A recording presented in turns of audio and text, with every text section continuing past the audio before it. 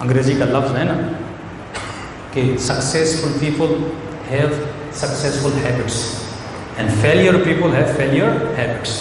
جو کامیاب لوگ ہیں، یہ پوری ایک ریسرچ ہوئی، دنیا کے ڈاکٹرز، انجینئرز، بڑے بڑے افسرز، بڑے بڑے بزنس مین جنہوں نے بزنس میں بہت کچھ کیا، آگے گئے، ترقی گئے، وہ کامیاب کیوں ہوئے؟ بھائی ہر آدمی بزنس کرتا ہے لیکن ایک آدمی کو کامیابی ملتی ہے.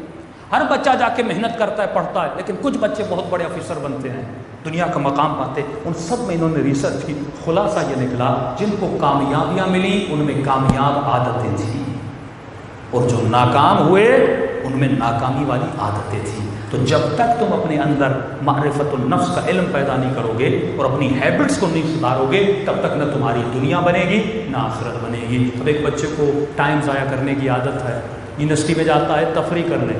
یونیورسٹی ہے یہ کس چیز کی؟ علم حاصل کرنے کا شہر ہے. اب وہاں پہ جا کے کھیل کود میں مصروف ہو جائے، گیم کھیلنے میں مصروف ہو جائے، گندے دوست مل جائیں، اس کو کبھی یہاں لے جائیں کبھی وہاں لے جائیں.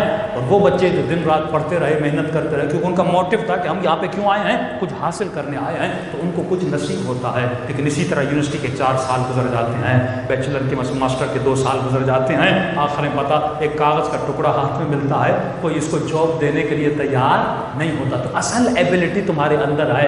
اللہ کا وعدہ ہے کہ جس انسان میں ہنر ہے، جس انسان میں علم ہے، خدا اسے کبھی بھی بھوکا نہیں رکھتا. وہی لوگ پوری زندگی چپڑاسی بنتے ہیں، نوکر بنتے ہیں، لوگوں کے دروں کے دھکے کھاتے ہیں. جس انسان نے اپنی اصلاح نہیں کی، تو اصلاح کرنے سے آپ کی دنیا بھی آباد ہوتی ہے، آپ کی آخرت بھی آباد ہوتی ہے. صلوات پڑھے محمد و آل محمد.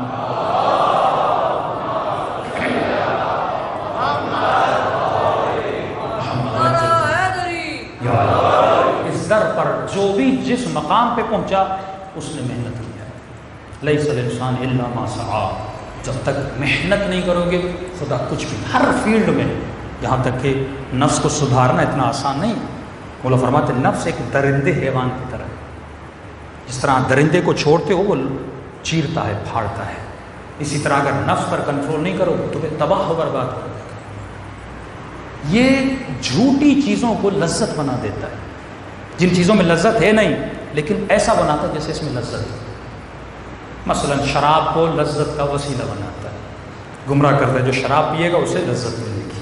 لیکن فرماتے ہیں ہر وہ چیز، یہ میں سائنٹیفکلی بات کر رہا ہوں، ہر وہ چیز جسے خدا نے حرام کیا ہے آپ سائنٹیفکلی اسے حلال ثابت کر کے دکھائیں.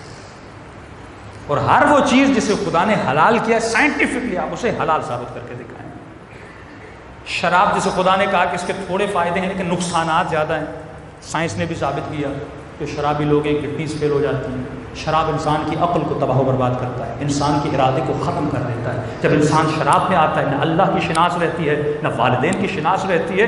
جا کر دیکھیے یورپ میں جب سیٹرڈے سنڈے نائٹ آتی ہے ان کی سوشل لائف شروع ہو جاتی ہے، ان کا کیا حال ہوتا ہے. پڑھا لکھا آدمی لیکن جب شراب پیتا ہے، بڑے بڑے ایکٹرز کی موویز لیک ہو گئی، شراب پینے کے بعد اتنا اس کا بھرم تھا لیکن جیسے شراب پی اسے پتہ ہی نہیں میں کیا بول رہا ہوں، اسے پتہ ہی نہیں میری شخصیت کیا ہے. تو شراب انسان کی شخصیت کو خراب بیماریاں لاتی ہے.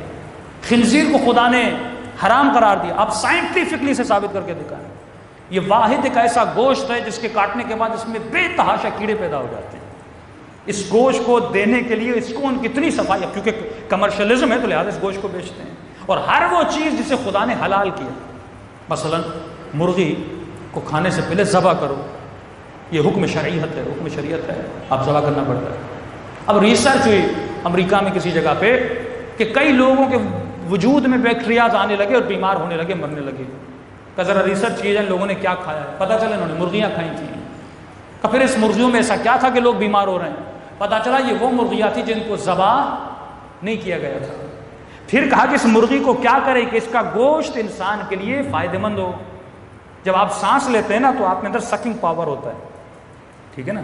جب آپ سانس لیتے ہیں تو آپ کے گوشت میں ایک سکنگ پاور آتا ہے.